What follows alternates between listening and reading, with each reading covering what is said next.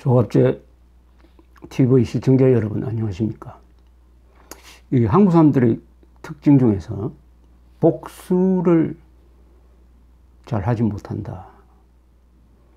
결투의 문화가 없다. 뭐 이런 게 하나의 특징이 아닌가 생각합니다. 북한은 젖혀놓고요. 북한은 다릅니다. 우리 역사 속에서 최근 현대사 속에서 이거 확인할 수가 있습니다. 북한이 김일성 때 외세를 업고 모택동 스탈린을 업고 그 일요일 날 대한민국을 친 이 행위는 민족 반역 전쟁입니다. 거기에 대해서 반드시 우리가 복수를 해야 된다. 그러려면 어떻게 하느냐? 김일성, 김정일, 김정은으로 내려오는 이 전범 집단을 반드시 우리가 응징해야 된다는 그런 결의가 약합니다. 오히려 김정은하고 친하게 지냈다는 것이 더 많아요. 수백만 명을 죽음으로 몰고 간 대부분이 우리 동족이었습니다. 그 자를 어떻게 용서할 수가 있습니까? 그런데 요새 조금 덜해졌습니다만 김정일 위원장, 김일성 수령이란 말을 그냥 북한이 하는 말대로 그대로 방송을 통해서 중계를 하고 있지 않습니까? 김일성 생일이 오면은 뭐 태양절이라고 그래가지고 태양절이란 말을 그냥 떴습니다. 복수심, 정의로운 복수심이 없다는 증거죠. 우리가 그동안에 북한으로부터 얼마나 당했습니까? 한번 꼽아볼까요? 1968년 1.21 사태, 박정희 대통령을 죽이기 위해서 청와대 근방까지 북한이 특공대가 왔습니다. 1.21 사태. 그 다음에 그 2년 뒤 1970년 6월 국립묘지를 창배하는 박정희 대통령을 죽이기 위해서 그 현충문에다가 부비출랩을 장치하다가 폭발 사건이 나가지고 발각이 된 적이 있습니다. 그 발각되지 않았으면 앙산 사태 같은 게 났을 뿐 했습니다. 그리고 1974년 8.15 문세광이 북한에 포섭된 문세광이가 박정희 대통령을 죽이려고 하다가 유경수 여사를 죽이고 말았습니다. 그리고 우리가 잊을 수 없는 1983년 10월 9일 한글날, 그날 일요일이었습니다. 미얀마를 방문한 전두환 대통령을 죽이기 위해서 아웅산 테러를 일으켜서 전두환 대통령 살고 17명의 장차관급 엘리트가 폭사했습니다. 그리고 그 4년 뒤 김현희를 앞세워가지고 김현희, 김승일 조를 앞세워가지고 중동에서 한 3년 동안 일하고 이제 모처럼 제대하는 기분으로 고국에 돌아오려던 그 중동 근로자가 탄 칼기를 공중 폭파해가지고 115명이 죽었습니다. 여기에 대해서 우리가 제대로 응징 보복을 한 게 없습니다. 천안함 46명이 죽은 2010년 3월 26일의 천안함 사건에 대해서 제대로 응징 보복을 못하니까 그해 11월에 또 연평도 포격 사건을 일으켰습니다. 이런 짓을 한 북한 정권은 대한민국을 어떻게 보겠습니까? 국가 원수를 죽이기 위해서 이렇게 여러 번 시도해도 발각이 나도 한국은 얻어맞고 가만히 있다. 완전히 살찐되지 않냐? 살찐되지 않냐? 그런 우리한테 계속 뭐 지원해주고 때로는 현금도 주고 전쟁하려 하면은 북한을 미국이 치려고 하면은 미국을 말리는 사람도 나오고 전혀 대한민국에 대한 두려움이 없는 거죠. 얼마나 만만하게 보겠습니까? 그렇게 보도록 하는 우리의 책임은 없습니까?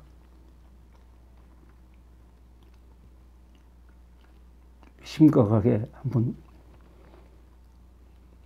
반성해야 될 때라고 생각합니다. 중간에 공지사항 하나 말씀드리겠습니다. 내일 18일입니다. 내일 월요일 오후 2시에 프레스센터 20층에서 조갑제 현대사 강좌가 있습니다. 주제는 김정은과 종북 최후의 날입니다. 상당히 기분 좋은 테마죠. 거기에 대한 저희 일종의 가상 시나리오를 제가 발표를 하겠습니다. 내일 18일 오후 2시 프레스센터 20층 국제회의장입니다. 프레스센터는 서울시청 뒤편에 있습니다. 다 이야기를 계속하겠습니다. 이 복수를 모르는 나라는 사실은 존립할 윤리적 근거를 상실합니다. 국가는 복수할 줄 알아야 됩니다. 그렇게 해야 국민들의 안전을 지켜낼 수가 있습니다. 우리는 살찐 돼지처럼 살면 야윈 늑대 같은 북한한테 딱 먹히게 되어 있습니다. 국력이 아무리 좋아도, 경제력이 아무리 좋아도 정신이 타락하면, 정신이 혼미하면 먹히게 되어 있죠. 이런 대한민국과 가장 다른 나라가 바로 이스라엘입니다. 우리는 이스라엘과 살아야 될 환경에 처해 있지만은 한미동맹이 있어가지고 안보를 미국에 맡기는 바람에 이 자주국방 의지가 약하니까 따라서 복수심도 약하게 되었습니다. 이 복수를 해야, 응징을 해야 나라가 안전하게 된다는 생각이 아예 없습니다. 복수하려고 하면 또 미국이 또 말립니다. 괜히 한반도에 분쟁 일으켜가지고 미국이 전쟁에 휘말려들면 안 된다는 또 미국 나름대로 계산이 있습니다. 이래저래 한국은 복수할 줄 모르는 나라가 되어버렸습니다. 그럼 이스라엘은 어떻게 하느냐? 이스라엘의 사례를 한번 보기로 하겠습니다. 이스라엘은 암살과 납치를 당당하게 하는 나라입니다. 숨기지 않아요. 당당하게 합니다. 그리고 암살, 납치를 전문으로 하는 모사드라는 정보기관을 두고 있습니다. 한국은 지금 이 모사드 역할을 해온 국가정보원, 그 앞에는 안기부였고 그 전에 정보부였죠. 이 국정원을 언론, 정치권, 요새는 권력, 검사, 그리고 좌파단체가 나서가지고 완전히 동네북으로 만들고 있습니다. 국가정보원이 지금 북핵 문제 해결해서 국방부와 더불어 가장 중심되는 기구입니다. 미국 CIA로부터 정보를 받는 한국의 창구는 국방부가 아니고 국정원입니다. 이렇게 국정원을 까발리고 국정원이 스스로의 비밀을 폭로하고 이렇게 되니까 국가정보원이 중요한 안보기구로서 지금 해체 단계에 들어가 있습니다. 그 국가정보원과 똑같은 이스라엘의 국가정보원이죠. 그게 바로 모사드입니다. 이 모사드는 왜 이렇게 당당하게 암살하고 납치할 수 있느냐 하면은 무엇보다도 이스라엘 안에서 언론, 여론, 정치권, 정부가 적극적으로 모사드를 감쌉니다. 모사드에서 만약 자기 내부 폭로를 하는 자가 있으면은 그건 정말 암살될 겁니다. 그는 두지를 않습니다. 언론, 정치, 권력이 모사드의 이 비밀 공작을 적극적으로 감쌉니다. 들통이 나면은 정부가 나서가지고 그것을 수습해 줍니다. 실수를 인정합니다. 실수, 불가피하다. 왜냐? 정보기관은 법대로 하는 기관이 아닙니다. 더구나 한국과 이스라엘 같은 정보기관은 전투하는 기구입니다. 전투하는 기구, 실제로 암살 부대를 운영하고 있으니까 전투하는 기구죠. 아니, 전투를 법대로 합니까? 형법대로 전투하는 나라 있습니까? 대한민국은 지금 국정원 보고 법대로 하라. 근데 그 법도 어마어마하게 지킬 수 없는 엄격한 법을 규정해가 요대로 하라 합니다. 그렇다면 국가정보원 필요 없습니다. 국가정보원은 때로는 국가의 이익을 지키기 위해서는 법을 무시하고 국정을 무시할 때도 있습니다. 법에 얽매인다면 법대로 하라면 국가정보원 해산하고 임무를 경찰에 두면 됩니다. 경찰에. 국가정보원은 아무도 안 보이는 데서 비밀스럽게 행동하는 기구입니다. 다만 목표가 분명해야 됩니다. 국가 이익을 수호한다. 국민의 안전을 수호하는 이 일을 그르치면 안 돼요. 이 일에서 벗어나면은 국민들이 보호를 해주지 않습니다. 그래서 국가정보원이 이렇게 당한 것은 국가정보원에도 상당한 책임이 있다는 것을 먼저 지적해 둡니다.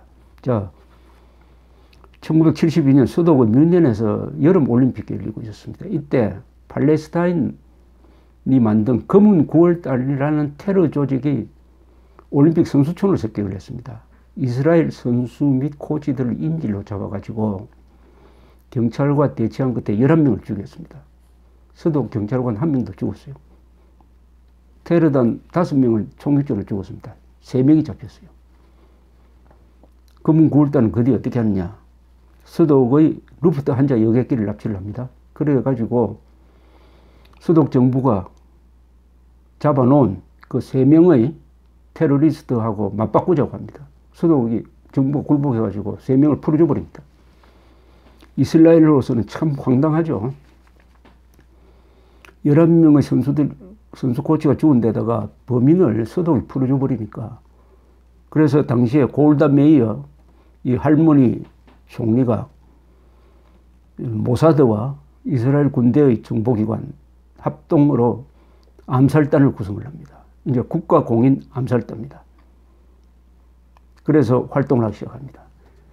뮌헨 테러를 일으킨 이 검은 9월단을 지구 끝까지 추적해가지고 다 죽여야 된다. 이렇게 해서 작전을 하기 시작합니다. 73년 4월 이 사람들이 레바논의 베이루트로 침투해가지고 팔레스타인 해방기구의 정보 책임자 무하메트 유수프 알 라자르 등 3명을 죽이는 걸로 해가지고 이제 시작이 됐습니다. 이 특공작전에는 나중에 이스라엘 국방장관도 되고 총리도 되는 에후드 바락도 들어있었습니다. 이분은 또 이스라엘 참모총장도 지냈습니다. 이스라엘에서는 이 특공작전에서 뛴 사람들이 나중에 출세합니다. 지금 네탄야후도 특공부대 출신입니다. 지금 수상도. 네탄야후 형은 유명한 엔테베 작전의 지휘관이었습니다. 그러나 엔테베 작전 때 피살되어 가지고 그 형의 후광을 네탄야후가 많이 보고 있습니다. 이렇게 암살단이 세계 도처에서 활약을 하다가 실수도 합니다. 노르웨이 릴리 함메르라는 데서 옛날에 동계올림픽을 열렸는데 함메르에서 모로코인을 사살합니다. 근데 착각을 했어요. 이 모로코인이 뮌헨 사건, 뮌헨 테러 사건 때 배후 조종자였던 살라메라고 오인을 해가지고 죽였습니다. 그때 현장에서 요원, 모사드 요원 5명이 노르웨이에 붙들렸습니다. 큰 외교적 문제가 됐습니다. 그러면 이스라엘은 어떻게 하느냐? 우리나라 같으면 그 공작을 엉터리로 해가지고 나라 망신시켰다고 들고 일어날 겁니다. 우리 언론, 우리 야당 같으면. 그러지 않았습니다. 이스라엘은 이스라엘 정부가 나서가지고 노르웨이와 끈질긴 외교적 협상을 해가지고 이 살인죄로 옥살이를 하던 5명의 모사드 요원들을 다 2년 뒤에 다 송환받았습니다. 이 사람들은 영웅이 됐습니다. 이렇게 실수한다고 해가지고 이 보복작전을 중단할 이스라엘이 아니죠. 끝까지 추적해가지고 전국 드디어 1979년 1월 22일 베이루트에서 뮌헨 사건의 배후 조종자인 살라메를 발견해가지고 원격 조종 폭탄으로 죽였습니다. 이 보복작전을 이스라엘에서는 신의 분노다라고 이 암호명을 붙였습니다. 이 1992년까지 1972년에서 1992년까지 20년 동안 이 추적 보복작전이 계속되었는데 얼마나 죽였는지는 통계가 없습니다. 누가 발표도 하지 않죠. 다만 아마 수십 명이 죽었을 겁니다. 수십 명을 죽였을 겁니다. 이 보복작전에 관계돼가지고 아직 살아있는 사람이 2사람이라고 합니다. 아마 금명간 또 죽을지 모르죠. 이걸 영화로 만든 게 있었죠. 뮌헨이라는 영화였습니다. 뮌헨이라는 영화는 조금 비판적으로 다룹니다. 비판적으로 다루는 영화가 한번 나온 적이 있습니다. 뮌헨이라는 영화. 이스라엘 정보기관은 1960년 5월에는 아르헨티나로 침투를 했습니다. 모사드의 당시 책임자 하렐이라는 부장이 현지에서 지휘를 했습니다. 수도 부에노스 아이레스에서 신분을 숨기고 살고 있던 아돌프 아이히만을 납치를 해가지고 이스라엘 항공사 LR 편으로 데려왔습니다. 아이히만 누구냐 하면은 2차 세계대전 때 유대인을 학살하는데 관계했던 나치 독일 비밀경찰의 장교였습니다. 데려와서 공개재판을 해가지고 교수역에 처했습니다. 이스라엘은 지금 형법에 사형을 면하고 있습니다. 그래서 라빈 수상 암살범도 아직 사용되지 않고 있습니다. 다만 유대인 학살 범죄만은 사형을 규정을 하고 있습니다. 이렇게 해서 아이히만을 불법 납치했다 해가지고 아르헨티나와 단교 상태로 가고 해가지고 난리가 났지만은 이스라엘은 꿈쩍도 하지 않았습니다. 이 이스라엘이 납치한 또 당당하게 납치한 숨기지 않고 납치한 유명한 사건이 또 하나 있습니다. 1986년인데요. 이스라엘은 핵 개발에 성공해가지고 핵폭탄을 한 400개 가지고 있습니다만은 그 핵 개발 기지가 그 사막에 있는데 디모나라는 곳에 있습니다. 디모나. 여기서 9년간 근무한 모로코계의 유대인이 한 사람이 있었어요. 기술자였습니다. 이름이 바누누라는 사람이에요. 바누누라는 사람이 이 사람이 어떤 신념에 의해서인지 영국으로 가가지고 영국 언론과 접촉해가지고 이스라엘의 핵개발 실상을 폭로하려고 한다는 정보가 모사드에 접수가 되었습니다. 당시는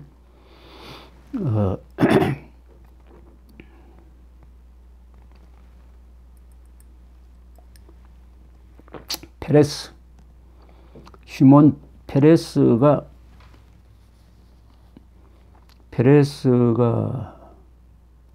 수상을 할 때입니다. 시몬 페레스. 이분 돌아가셨습니다. 시몬 페레스. 이 페레스가 수상이니까 이런 정보를 모사드에서 직보를 했습니다. 수상에게. 이 페레스는 또 어떤 분이냐면은 이스라엘의 핵 개발을 국방차관으로서 지휘한 사람입니다. 페레스는 프랑스 사회민주당 정부의 협력을 받아서 프랑스 기술로 이스라엘의 핵 개발에 성공했다. 그 책임자니까 더 예민하죠. 그러니까 대책반을 세웁니다. 이스라엘 정부가 가만히 생각하다가 이 암살할 거냐 납치할 거냐를 논의하다가 납치 쪽으로 갑니다. 그래서 납치반을 영국으로 보냅니다. 거기에 한 사람의 미인이 있었어요. 미인계를 씁니다. 세릴 벤 토버라는 여성 첩보원인데 이 사람도 결혼한 분이었어요. 이분이 바누누한테 접근합니다. 그때 바누누는 선데이 타임스하고 만나가지고 폭로하려고 호텔에서 기자와 만나고 있었습니다. 이 사람이 잠시 산보 나왔을 때 이 모사드의 미인 첩보원이 접근을 합니다. 접근해서 유혹을 해요. 이 바누누가 넘어갔습니다. 첫눈에 반했어요. 그래서 서로 이렇게 친밀하게 지내다가 이 여성 첩보원 이름이 토브입니다. 토브가 제안을 합니다. 우리 로마로 놀러 가자고. 로마에 가면 내 여동생이 있으니까 이 바누누가 거기에 꼬여가지고 로마에 행 비행기에 올랐습니다. 영국에서 로마로 가는. 그 여객기에는 5명의 모사드 요원이 타고 있었습니다. 로마에서 내린 이 여성 모사드 첩보원과 바누누는 택시를 타고 여동생이 산다는 아파트로 갔습니다. 아파트에 들어가니까 딱 모사드 요원이 기다리고 있다가 바누누를 마취시켜 버렸습니다. 그래서 바누누를 싣고 실신한 바누누를 들것에 싣고 앰뷸런스에 옮겨가지고 어떤 항구로 가가지고 거기 기다리고 있던 이스라엘 공작선에 태워가지고 사흘 후에 이스라엘의 하이프항에 데려갔습니다. 재판에 넘겼습니다. 이 바누는 간첩죄로 18년 징역형을 선고받았습니다. 11년간 독방에서 살았어요. 2004년에 석방이 되었습니다. 이스라엘 당국은 이 바누누에 대해서 엄격한 조치를 지금도 취하고 있습니다. 출국은 물론 금지시키고 외국인은 만날 수 없다. 항구와 공항에 접근할 수 없다. 이스라엘 국경에서 500m 이내로는 접근할 수 없다. 인터넷 사용 안 된다. 전화도 안 된다. 이렇게 해서 사실상 고립시켜 놓고 있습니다. 만약 이 조건을 어기면은 잡아 넣어버린다. 뭐 이렇게 된 거죠. 자, 이런 납치, 이런 암살에 대해서 세계에서 이스라엘을 규탄하는 목소리는 물론 있습니다. 물론 있지만은 국내에서 적극적으로 이건 국가 이익을 위해서 필요했다. 국가 생존 차원에서 아무 문제 안 된다라고 딱 단결해서 나서니까 문제가 되지 않는 것입니다. 특히 언론입니다. 언론. 이스라엘 언론은 다릅니다. 이런 문제에 대해서 막 국제 여론이 나빠지고 하면은 이스라엘 언론에 앞장섭니다. 아니, 그런 국가 반역자는 죽여야지. 뭐 이렇게 나오는 겁니다. 그러니까 국제적인 압박이 먹히지 않는 것입니다. 참고로 이스라엘은 지금도 언론 검열을 합니다. 지금 평화 시기라고 볼 수 있는데 언론 검열을 누가 하느냐? 군부대가 합니다. 군부대 언론 검열단이 있어요. 군부대에. 또 구체적인 그 기준이 있습니다. 언론은 예컨대 우리처럼 사드 배치 이거 절대 보도 못합니다. 작전해가지고 몇 명이 죽었다 보도 못합니다. 어떤 무기를 도입했다 보도 못합니다. 그러면 언론이 불만이 많으냐? 그렇지 않습니다. 자연스럽게 기자들이 군관계 기사를 쓰면은 군부대로 보냅니다. 그럼 군부대도 아주 합리적으로 그 검열을 하는 것이죠. 그러니까 언론과 군이 국가 이익에 대해서 서로 합의를 하고 있으니까 문제가 안 되는 것입니다. 우리나라도 국익에 관한 언론의 자유를 무한적으로 누리면 안 되죠. 천안함 폭침 났을 때 기자들이 그 현장으로 몰려가가지고 구조 작업이 제대로 안 되고 한 난장판이 된 사실을 여러분 아시지 않습니까? 이스라엘 암살도 납치도 당당하게 하는 이스라엘 모사드, 그 비결은 언론과 정치권의 적극적인 뒷받침. 그것은 모사드의 개인적 이해관계가 아니라 국가 이익을 위한 것이다 하는 데 대한 합의가 있었습니다. 모사드와 국정원은 응징과 복수를 할 줄 모른다. 모사드는 철저하게 복수를 한다. 그 두 정보기관의 차이, 이것이 이스라엘과 한국의 차이다. 국격이 다르다. 우리 국정원을 이렇게 난도질을 하면 그것은 국가 이익의 침해로 돌아옵니다. 침해로 돌아옵니다. 이런 국가정보원에 CIA가 깊은 정보를 주겠습니까? 안 주면 손해 누가 봅니까? 한국인 전체가 보게 되는 것입니다. 국가정보원, 국방부가 지금 핵 문제를 가지고 실험하고 있는데 그 등 뒤에서 조롱을 한다든지